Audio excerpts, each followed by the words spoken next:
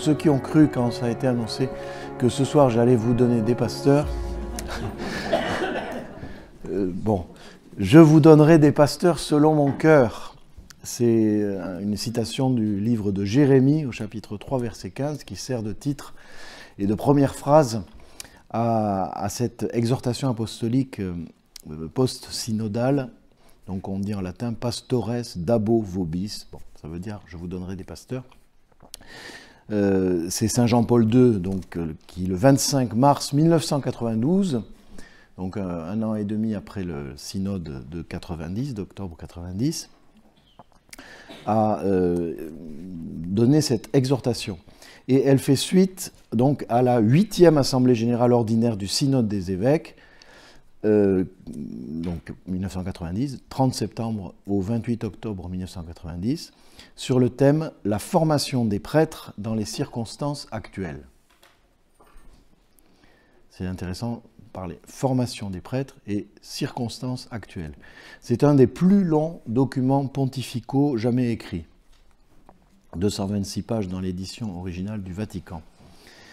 Je ne pourrai pas détailler tous les aspects de ce texte très riche, mais je vais développer d'abord le contexte en revenant un peu en arrière dans le temps, puis dégager quelques éléments généraux du contenu, et je vous laisserai aller voir le plan de l'exhortation. Là, dans cette édition, on la retrouve au dos sur la 4e de couverture, mais ça dépend, il y a plusieurs éditions de l'exhortation. Donc, je ne vais pas détailler tout le plan et tous les détails de ce qu'il y a dans le texte, mais j'essaierai de dégager des éléments généraux. Et enfin, je proposerai un zoom sur un des thèmes que je crois original, qui est la configuration du prêtre au Christ époux. D'abord, le contexte historique. Donc, puisqu'il s'agit de circonstances actuelles, la formation des prêtres dans les circonstances actuelles, attardons-nous un peu sur le contexte historique qui a amené les circonstances dans lesquelles se réunit ce synode de 1990. Et aussi ce qui a pu préparer ce synode dans la vie de l'Église. C'est intéressant parce qu'on voit que la synodalité, c'est une marche, donc ça s'inscrit dans le temps et dans l'histoire. Le premier élément, c'est les défections presbytérales et la chute des vocations. Pas très gai. Autour du Concile Vatican II, un nombre important de prêtres ont commencé à quitter le ministère, souvent pour se marier. On estime qu'entre 1970 et 1995, 46 000 prêtres dans le monde ont quitté le ministère, près de 10% du nombre total des prêtres dans cette période. Il se dit souvent que plusieurs jeunes prêtres avaient été ordonnés dans cette période avec l'idée que le Concile Vatican II supprimerait le célibat sacerdotal, et cela n'a pas été le cas, bien au contraire. Donc, comment d'ailleurs demander à des gens de s'engager en leur disant que leur engagement ne serait plus à tenir par la suite. Le Concile a d'ailleurs beaucoup travaillé la question du rôle de l'épiscopat au sein de l'Église, peuple de Dieu, corps du Christ et temple de l'Esprit Saint, mais a moins travaillé la théologie du ministère des prêtres, proposant simplement un décret sur le ministère et la vie des prêtres. Il n'y a pas de grand texte sur les prêtres dans Vatican II. Beaucoup de commentateurs ont dit que les prêtres étaient les oubliés de Vatican II et qu'une crise d'identité des prêtres s'en était suivie. Un fait avéré, c'est que si les itinéraires sont très divers, le point commun, alors est-ce que c'est la cause ou est-ce que c'est le symptôme, de tous ceux qui ont quitté le ministère, c'est qu'à un moment donné, ils ont abandonné leur vie de prière. Et s'ils ont souvent continué d'animer la prière des autres, parce que c'est la tâche des prêtres, c'était dans les temps qui ont précédé leur départ, le fait qu'ils ont quitté le ministère, c'était sans s'impliquer intérieurement dans les célébrations, les temps de prière qu'ils préparaient et qu'ils animaient. Ils devenaient comme extérieurs à ce qu'ils essayaient de faire vivre aux fidèles. Pardon. C'est-à-dire qu'ils animaient des temps de prière sans se nourrir eux-mêmes de la rencontre avec le Seigneur, sans plus prendre de temps personnel pour intérioriser. Et par ailleurs, si le nombre total de prêtres augmentait dans le monde, dans ces années,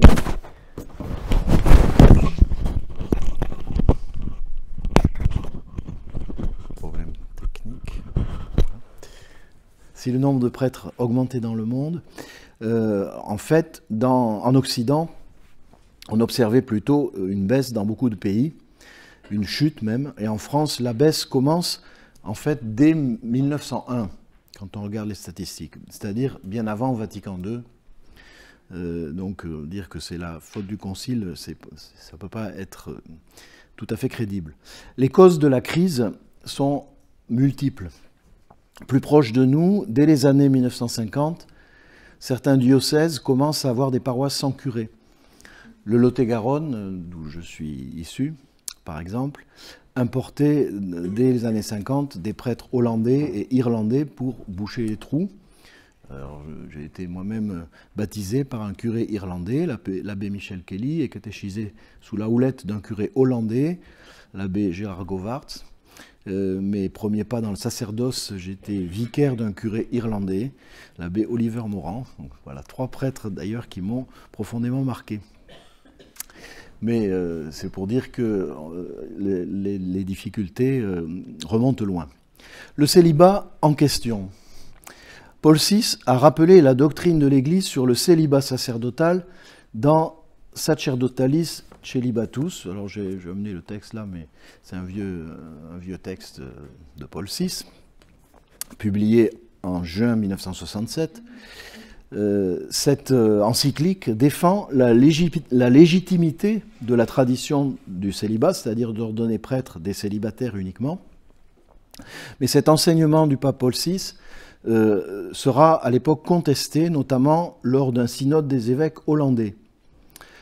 Paul VI souhaitait néanmoins que la question de l'opportunité pour l'Église latine d'ordonner prêtres, des hommes d'âge mûr, c'est-à-dire ce qu'on appelait les viri probati, les hommes éprouvés, les hommes d'âge mûr, que cette pratique-là qui existe dans certaines églises orientales, en tout cas, il souhaitait que la question de l'opportunité pour l'Église latine d'ordonner des prêtres d'âge mûr, question qui n'avait pas été abordée durant le Concile Vatican II, soit examinée par le synode des évêques. Et donc, il a réuni, le Père Stéphane l'a évoqué il y a un instant, le second synode des évêques, le 30 septembre au 6 novembre 1971, sur le thème « Le sacerdoce ministériel et la justice dans le monde ».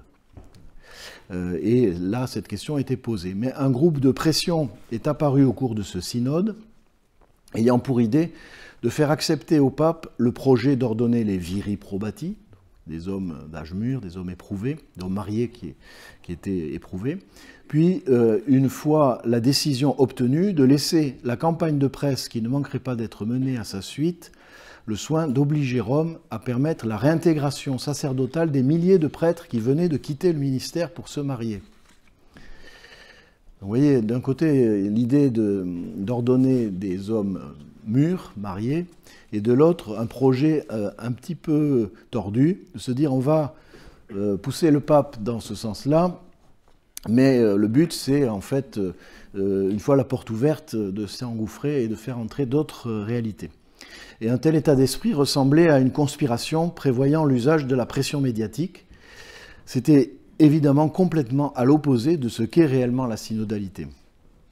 Ceux qui ont pris conscience de l'existence de cet état d'esprit ont perçu que l'Église latine était loin de vivre un moment favorable, un kairos en grec, comme on dit, pour pouvoir modifier la pratique latine du célibat presbytéral d'une façon qui ne soit pas facteur de troubles et de ruptures graves de la tradition. Tradition selon laquelle, même en Orient, jamais il n'a été question de permettre à des prêtres qui s'étaient engagés au célibat de continuer à exercer leur ministère après avoir choisi de se marier.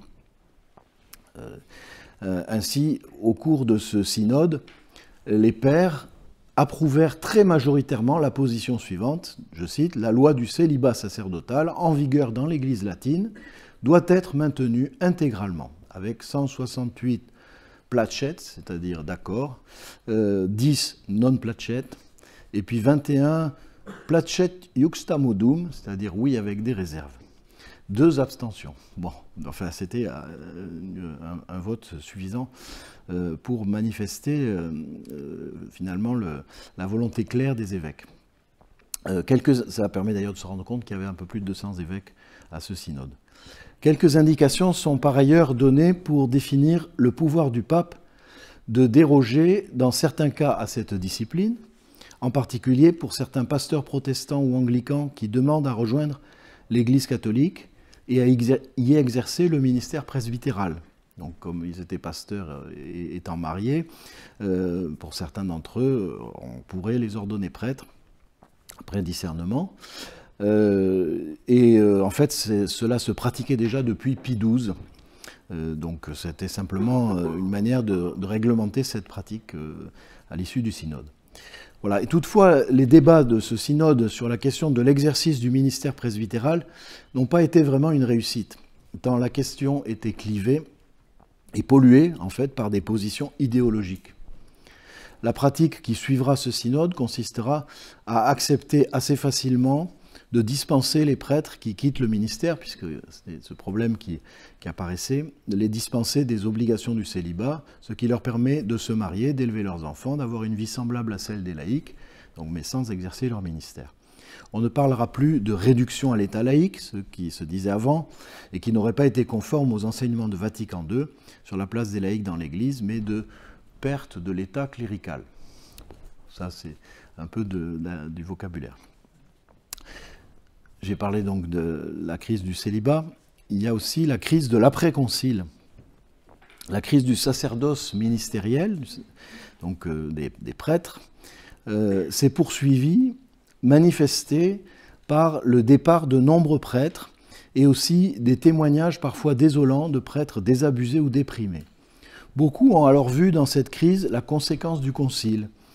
C'est le cas de Monseigneur Marcel Lefebvre, qui va fonder la Fraternité sacerdotale Saint-Pie X pour former des prêtres selon la forme traditionnelle d'avant Vatican II, accusant le Concile d'être la cause d'une décadence de ce ministère. D'autres prêtres auront une intuition analogue, mais avec la volonté de demeurer en communion avec l'Église, comme ça a été le cas de Monseigneur Vaque et l'Institut du Christ III souverain prêtre. Selon lui, ce serait plutôt la réforme liturgique qui affaiblirait l'identité sacerdotale, et ces prêtres de l'Institut du Christ III célèbrent toujours avec l'ancien missel, sauf quand ils concélèbrent avec l'évêque du diocèse. Nous en avons ici dans le diocèse de ces prêtres. Ou encore l'abbé Guérin qui a fondé la communauté Saint-Martin en communion avec l'Église, acceptant la réforme liturgique, c'est-à-dire que ces prêtres-là qu'il a formés célèbrent la messe de Paul VI, le même rituel que nous, mais en insistant sur le port de la soutane pour manifester l'identité sacerdotale et aussi sur la vie fraternelle des prêtres. Les prêtres de cette communauté ne demeurent jamais seuls, mais ils sont en petite communauté de 3 à 5 prêtres. L'intuition est de permettre à ces prêtres de vivre en petite fraternité plutôt que d'être trop isolés. Cette intuition, elle est partagée aussi par d'autres communautés nouvelles qui réunissent d'abord, quant à elles, des laïcs, ce sont des communautés de laïcs, mais qui progressivement en viennent à avoir aussi des branches sacerdotales, c'est-à-dire qu'au sein de ces communautés de laïcs, certains perçoivent l'appel à devenir prêtres. Alors c'est le cas, bien évidemment, nous connaissons la communauté de l'Emmanuel, ou la communauté des Béatitudes, ou le Chemin Neuf, etc. Ces communautés ont des prêtres qui statutairement sont des prêtres diocésains, mais qui ont certaines conditions de vie qui sont proches de celles des religieux.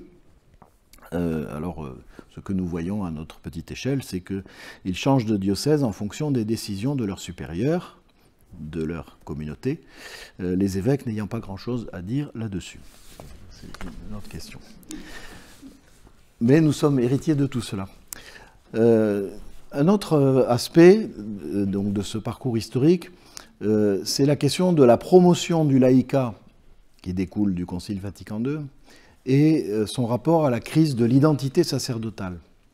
Pour comprendre les causes internes à l'Église de la crise du ministère presbytéral, certains ont émis l'hypothèse selon laquelle la vocation des laïcs à participer pleinement à la mission de l'Église, ce que le Concile Vatican II soulignait, le fait de valoriser la mission des laïcs dans l'Église, que cela démotivait les jeunes qui auraient pu devenir prêtres, puisqu'ils pouvaient tout aussi bien devenir des saints et évangéliser en vivant une vie laïque, a priori supposée moins exigeante, je ne sais pas si c'est vrai, compatible avec une réussite sociale et une vie relationnelle et affective riche et ouverte à tout ce qu'offre le monde moderne.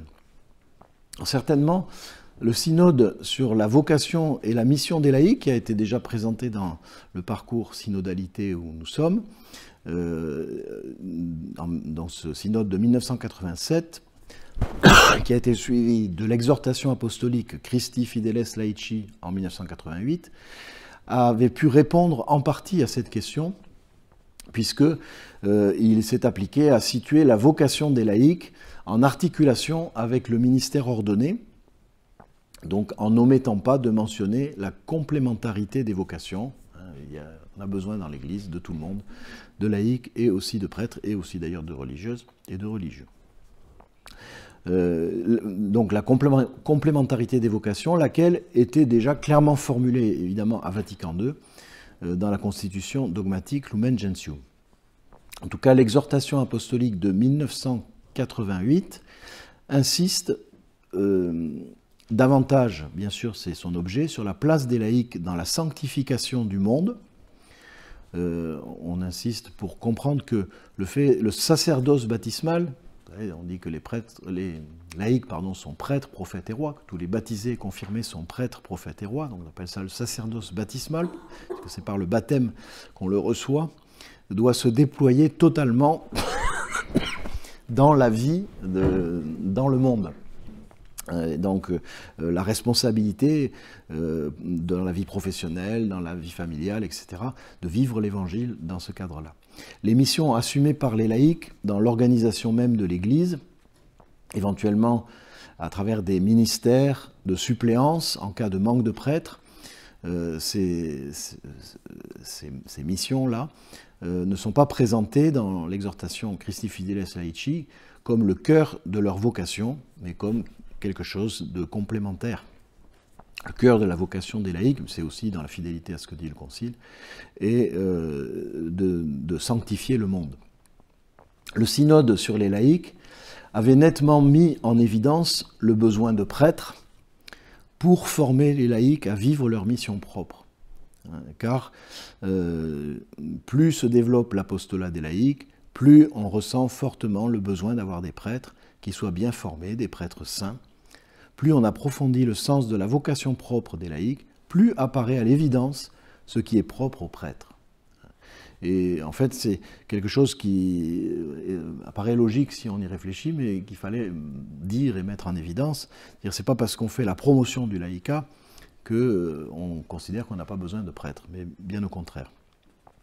La convocation du synode de 1990 sur la formation des prêtres, donc qui fait suite au synode précédent sur la vocation des laïcs. La convocation par le pape Jean-Paul II de ce synode en 1990 répondait en fait à une demande qui était apparue à la fin du synode précédent sur la mission et la vocation des laïcs. En effet, la réflexion sur le laïcat avait fait ressortir le besoin de creuser aussi le sens de l'identité du prêtre. Encore un dernier point dans ce parcours historique, c'est la question de la perte du sens de la mission chez les prêtres.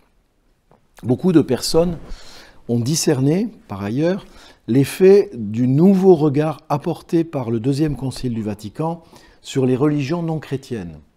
Vous savez, à Vatican II, on a essayé de renouveler, et on l'a renouvelé d'ailleurs de manière très forte, la manière dont l'Église considère les religions non chrétiennes. Et ce nouveau regard semblait infléchir la doctrine traditionnelle du salut, donner l'impression de relativiser les raisons d'annoncer l'Évangile à ceux qui ne connaissent pas Jésus-Christ ou qui n'ont pas foi en lui. Un faux raisonnement dit que si l'on peut être sauvé simplement en pratiquant avec sincérité sa propre religion, quelle qu'elle soit, ou seulement en étant un homme de bonne volonté, en vivant la charité fraternelle. Si finalement on n'a pas besoin d'être chrétien pour être sauvé, à quoi bon évangéliser? Et cette question, qui peut-être nous paraît un peu étrange aujourd'hui, mais elle s'est réellement posée dans l'esprit de beaucoup. Et beaucoup de missionnaires qui étaient partis en Afrique notamment ou ailleurs sont à ce moment-là rentrés en Europe, après le Concile, ayant perdu le sens de leur vocation, car ils étaient partis avec au cœur l'intention de sauver des âmes. Et ils se disaient, mais à quoi bon aller évangéliser des gens qui ont déjà une religion, qui ont déjà plein de valeurs et qui essayent de bien faire ce qu'ils ont à faire. Alors Paul VI, face à cela, cherche à répondre à cette crise en publiant l'exhortation apostolique Evangelii Nunciandi, dont il a aussi été question et qui a été présentée dans le parcours, suite donc aux travaux du synode de 1974 sur l'annonce de l'Évangile. L'exhortation de Paul VI, qui répond en fait à cette question de pourquoi évangéliser et comment. Et c'est un très très beau texte publié le 8 décembre 1975 et qui explique que toute l'Église est appelée à évangéliser. Évangéliser, c'est la grâce et la vocation propre de l'Église, son identité la plus profonde, elle existe pour évangéliser, c'est-à-dire pour prêcher et enseigner, être le canal du don de la grâce, réconcilier les pécheurs avec Dieu, perpétuer le sacrifice du Christ dans la Sainte Messe, qui est le mémorial de sa mort et de sa résurrection glorieuse. C'était au numéro 14 de ce texte qui vous a déjà été présenté pour ceux qui sont venus à la précédente soirée. Ça, c'était peut-être celle d'avant. La première, voilà. On comprend alors que l'enjeu de l'évangélisation n'est pas seulement de conférer le baptême pour sauver des âmes, même si ça peut avoir cet effet, mais plus profondément de partager avec ces âmes la connaissance de l'amour du Christ. Connaissance de l'amour du Christ qui ne peut pas être gardée pour soi-même, ni pour un petit groupe d'initiés. Si j'aime le Christ, j'ai envie que les autres le connaissent. Il doit se communiquer, car c'est la nature même de l'amour que de se communiquer. Donc je ne peux pas prétendre aimer le Christ sans avoir envie de le faire connaître. La motivation de l'évangélisation, elle est vraiment de nature mystique, plus encore que théologique, et c'est un élan intérieur que personne ni rien ne saurait éteindre, disait Paul VI dans cette exhortation. C'est pourquoi nos contemporains ont besoin de témoins plus que de maîtres, ou s'ils écoutent des maîtres, c'est parce que ces maîtres sont des témoins qui sont habités par la foi qu'ils ont à communiquer. Dans beaucoup de pays d'Europe, la courbe des vocations qui baissait dangereusement a connu une reprise à partir de 1976, semblant manifester que les réflexions du synode sur l'évangélisation répondaient en grande partie à la crise. En France, il n'y eut pas de reprise, mais il y eut quand même une stabilisation. À partir de 1976, les ordinations entre 1976 et 2001 seront stables, à un niveau relativement bas, pour la France, donc un peu plus d'une centaine de prêtres diocésains par an, et 50 à 60 prêtres religieux par an. Mais ce n'était plus une courbe, c'était une ligne droite. Donc il y a eu quelque chose, un effet quand même de cette réflexion de l'Église à ce moment-là sur le sens de la mission, sur la valeur permanente du précepte missionnaire. Et d'ailleurs, Saint Jean-Paul II va appuyer encore sur ce levier en publiant l'encyclique Redemptoris Missio, le 7 décembre 1990, qui insiste sur le fait que annoncer l'Évangile, c'est toujours actuel. Néanmoins, sans qu'il y ait de chiffres officiels, dans les années au début de 1990, on peut dire que les départs réguliers, enfin réguliers, ça ne suit pas non plus un compte-gouttes, c'est toujours des cas particuliers, mais quand même, des départs de prêtres, parfois même après seulement quelques années de ministère, continuent de se produire. Et on peut dire que la crise d'identité du prêtre n'était pas derrière nous, Et le synode de 1990 arrive dans ce contexte.